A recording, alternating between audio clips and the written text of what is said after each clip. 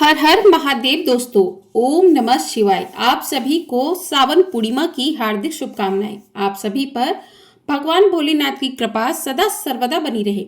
आज की वीडियो में हम जानेंगे कि श्रावण मास की पूर्णिमा तिथि कब रहने वाली है, रक्षाबंधन का पर्व कब मनाया जाएगा, पूर्णिमा का स्नान और दान कब करना चाहिए और भगवान श्री सत्यनारायण का पूजन जो लोग भी करते हैं उन्हें कब करना चाहिए और क्या इस दिन दान में क्या देना चाहिए।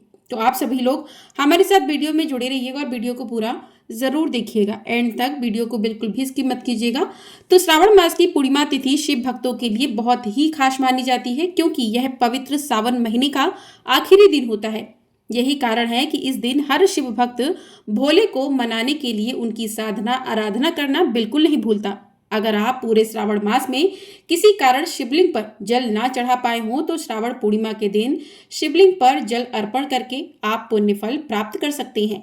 श्रावण पूर्णिमा के साथ ही पवित्र सावन मास की समाप्ति भी हो जाती है और इस दिन बहुत से श्रद्धालु जो पूरे सावन मास के उपवास रखते हैं उन्हें उद्यापन भी करना होता है। इस साल सावन पूर्णिमा की तिथि 2 दिन की है और पहले दिन भद्रा का साया भी रहने वाला है, लेकिन भद्रा के साथ साथ इस दिन बहुत ही शुभ संयोग भी बन रहे हैं। धार्मिक मान्यताओं के अनुसार पूर्णिमा तिथि के दिन विधि पूर्वक पूजा अर्चना करने से व्यक्ति सभी सुखों को भोग कर अंत में वैकुंठ धाम को जाता है। साथ ही धन धान्य सुख समृद्धि और सौभाग्य में भी वृद्धि होती है। इसके अलावा पूर्णिमा तिथि पर स्नान दान का भी विशेष महत्व होता है। इस दिन पूजा पाठ के साथ स्नान दान करने से व्यक्ति को मोक्ष की प्राप्ति होती है। इतना ही नहीं, सावन की पूर्णिमा के दिन पितरों का तर्पण करना भी बहुत ही शुभ माना जाता है। सावन पूर्णिमा अत्यंत पावन तिथियों में से एक मानी जाती है। धार्मिक मान्यताओं के अनुसार इस दिन भगवान शिव और भगवान विष्णु की विधि पूर्वक पूजा करने से विशेष पुण्य की प्राप्ति होती है। इसके साथ ही इसी दिन रक्षाबंधन का पर्व भी मनाया जाता है। इस दिन बहनें अपने भाइयों की कलाई पर राखी बांधती हैं और उनके सुख समृद्धि और लंबी उम्र की कामना भी करती हैं। तो आइए अब जानते हैं कि पूर्णिमा तिथि कब रहने वाली है, किस दिन स्नान दान करना है, पूर्णिमा तिथि कब से कब तक रहने वाली है। तो पूर्णिमा तिथि प्रारंभ हो रही है 8 अगस्त शुक्रवार को दोपहर 2:12 से और 9 अगस्त शनिवार को दोपहर 1:24 पर पूर्णिमा तिथि समाप्त हो जाएगी। तो पूर्णिमा तिथि 8 अगस्त को दोपहर में शुरू होकर 9 अगस्त की दोपहर 1:24 पर समाप्त हो रही है। तो ऐसे में साल 2025 में पूर्णिमा 2 दिन मनाई जाएगी, 8 अगस्त शुक्रवार और 9 अगस्त शनिवार को, क्योंकि पूर्णिमा तिथि का संबंध चंद्रदेव से भी है। भगवान शिव के मस्तक पर सुशोभित होने वाले चंद्रमा से भी श्रावण पूर्णिमा का जुड़ाव होता है। ज्योतिष के अनुसार जिन लोगों की कुंडली में चंद्रमा कमजोर होकर अशुभ फल दे रहा हो उनके लिए इस दिन की जाने वाली पूजा अत्यंत फलदायी होती है, क्योंकि पूर्णिमा तिथि पर चंद्रमा अपनी पूर्ण कलाओं के साथ होते हैं। तो उस दिन रात के समय चंद्र देवता की पूजा करने पर, चंद्र देवता को अर्घ्य देने पर उनसे संबंधित सभी दोषों से मुक्ति मिल जाती है। लेकिन जब पूर्णिमा तिथि 2 दिन लग रही हो, ऐसे में रात के समय जब पूर्णिमा तिथि हो और चंद्रोदय का समय भी प्राप्त हो रहा हो, उसी दिन रात के समय चंद्र देवता की पूजा करनी चाहिए।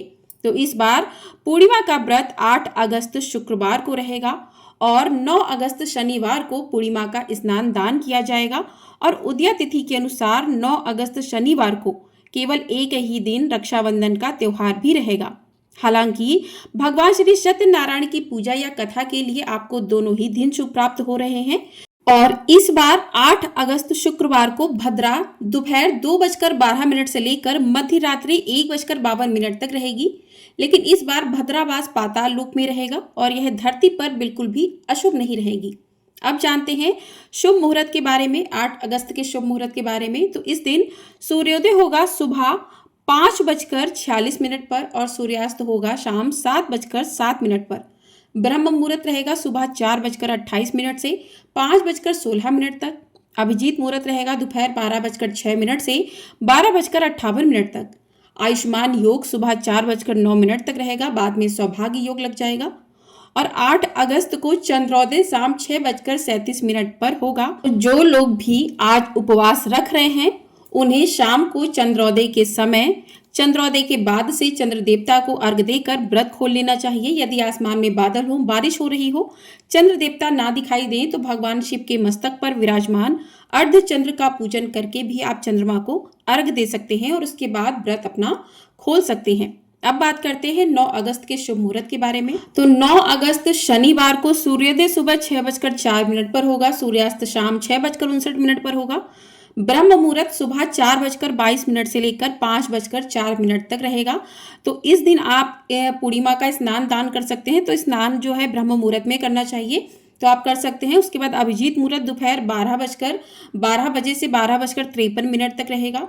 इस दिन राहु काल सुबह 9:06 से 10:43 तक रहेगा और चंद्रोदय शाम 7:18 पर होगा। तो इसी दिन आप पूर्णिमा का स्नान दान कर सकते हैं ब्रह्म मुहूर्त में। और उसके बाद जो है आप अभिजीत मुहूर्त में भी कर सकते हैं। तर्पण वगैरह करना है तो अभिजीत मुहूर्त में कर सकते हैं, बहुत ही शुभ माना जाता है। अब बात कर लेते हैं कि राखी बांधने का शुभ मुहूर्त इस दिन क्या रहेगा। तो राखी बांधने का शुभ मुहूर्त जो है 9 अगस्त को, शनिवार को 9 अगस्त को ही रक्षाबंधन रहेगा। तो 9 अगस्त को राखी बांधने का शुभ मुहूर्त सुबह 5:47 से दोपहर 1:24 तक रहेगा। राहु काल के समय में भी राखी बांधने से बचना चाहिए। तो इस दिन राहु काल सुबह 9:06 से 10:43 तक रहेगा। उसके बाद राहु काल समाप्त हो जाएगा। तो उस राखी बांधने का जो शुभ मुहूर्त है उसी में आप मुहूर्त में ही राखी बांधे अपने भाई की कलाई पर। तो अब बात करते हैं कि सावन पूर्णिमा पर किस प्रकार से पूजन करना चाहिए, किस प्रकार से पूजा करनी चाहिए। तो सावन की पूर्णिमा है, तो इस दिन आप जो है जल्दी उठकर, जिस लोगों ने व्रत किया है वो तो व्रत अपना करेंगे, लेकिन जो लोग व्रत नहीं कर पाते हैं वो इस दिन पूजन कर सकते हैं। जिन्होंने भी पूरे सावन भगवान भोलेनाथ की पूजा नहीं की है तो वो इस दिन भगवान भोलेनाथ का अभिषेक करवा सकते हैं, रुद्राभिषेक करवा सकते हैं। भगवान भोलेनाथ को 1 लोटा आप इस दिन जल चढ़ा सकते हैं। साथ ही भगवान विष्णु का पूजन करना है। तो इस दिन जो लोग सत्यनारायण भगवान का पूजन करते हैं तो सांप चौकी पर पीले रंग का वस्त्र बिछाकर और भगवान विष्णु के लिए केले के पत्तों का जो है आसन लगाएं, उनका मंडप तैयार करें, उसमें भगवान को विराजमान करें, थोड़े से अक्षत या पुष्प रखकर आसन दें, भगवान को विराजमान करें। उसके बाद आप स्नान करवाएं पंचामृत से। भगवान भोलेनाथ का भी आप अभिषेक कर सकते हैं। उसके साथ ही आपको जो है तिलक लगाना है और अक्षत लगाने हैं, उसके बाद पुष्प अर्पित करने हैं। और पूर्णिमा के दिन खीर का भोग माता लक्ष्मी को जरूर लगाना चाहिए। तो इस दिन खीर बना लें, सफ़ेद चीज़ जो कहते हैं कि बहुत शुभ होती है पूर्णिमा के दिन। तो खीर का भोग आप लगा सकते हैं, जो भी मौसमी फल है उसका भोग लगा सकते हैं और भगवान की कथा को सुन सकते हैं। सावन पूर्णिमा व्रत कथा या फिर सत्यनारायण व्रत कथा को सुन सकते हैं। तो कथा आपको हमारे चैनल पर सुनाई जाएगी, तो आप लोग वहाँ से जाकर सुन लें। उसके बाद शाम के समय चंद्रमा जब उदय हो जाए तो चंद्र को अर्घ देकर जो है पूर्णिमा का व्रत खोला जाता है। तो चंद्र को अर्घ दें और अर्घ देने के लिए आपने जो पूजा के समय लोटा जल भर के रखा है उसमें थोड़ा सा कच्चा दूध डालकर और चंद्रदेव को अर्घ देकर ही ये व्रत पूर्ण माना जाता है। तो चंद्रोदय का समय जो है पूर्णिमा तिथि में हमें 8 अगस्त को प्राप्त हो रहा है। तो 8 अगस्त को जो लोग व्रत कर रहे हैं वो कर सकते हैं। बाकी सत्यनारायण का पूजन आप दोनों ही दिन कर सकते हैं, बहुत ही शुभ रहेगा। अब बात करते हैं कि इस दिन किन चीज़ों का आपको दान करना चाहिए। तो पूर्णिमा के दिन दान करना बहुत ही शुभ माना जाता है। तो इस दिन गरीब ज़रूरतमंदों को आप अनाज का दान कर सकते हैं। अनाज में गेहूँ, दाल या फिर आप चावल आदि का दान कर सकते हैं। इससे भोलेनाथ की कृपा बनी रहती है और खूब पुण्य प्राप्त होता है। इस दिन जो है आप कपड़ों का दान कर सकते हैं, पैसों का दान कर सकते हैं, गुड़ का दान कर सकते हैं, तिल का दान कर सकते हैं। तो ये सारी चीज़ें हैं। और कुछ लोगों की कुंडली में पितृदोष होता है, कामकाज में रुकावटें होती हैं, तो इस दिन तिल का दान करना चाहिए। और गुड़ का दान बहुत ही शुभ माना जाता है। इससे कई दुविधाएं दूर हो जाती हैं और जीवन में खुशहाली और मिठास आती है। तो इस दिन शिव मंदिर में जाकर दीप जरूर जलाना चाहिए और नदी में श्रद्धा के साथ दीपदान करना चाहिए। इससे कर्ज से मुक्ति मिलती है। तो इस दिन जो है 5 जगह दीपदान जरूर करना चाहिए पूर्णिमा के दिन और इन चीज़ों का दान करना चाहिए। तो इससे जो है भगवान भोलेनाथ और भगवान विष्णु की कृपा बनी रहती है। तो आशा करती हूँ आपको सावन पूर्णिमा से जुड़ी सभी जानकारी प्राप्त हो गई होगी। तो वीडियो आप लोगों को पसंद आई हो, वीडियो को लाइक कर दीजिएगा। चैनल पर नए हैं तो चैनल को सब्सक्राइब भी कर लीजिएगा। आपको हमारे चैनल पर सावन पूर्णिमा की और साथ ही भगवान श्री सत्यनारायण की कथा भी सुनाई जाएगी, तो आप लोग उसे भी अवश्य सुनिएगा और अपना ढेर सारा प्यार और आशीर्वाद ज़रूर दीजिएगा। तो सावन पूर्णिमा के दिन आप जो है जो भी पूरे मास भगवान भोलेनाथ का पूजन या उनको जल नहीं चढ़ा पाए हैं तो वो सावन पूर्णिमा के दिन कर सकते हैं। और जिन्होंने भी पूरे सावन का व्रत किया है तो उन्हें इस दिन उद्यापन भी ज़रूर करना चाहिए, क्योंकि कोई भी व्रत हो जब तक उसका उद्यापन नहीं होता व्रत पूर्ण नहीं होता है।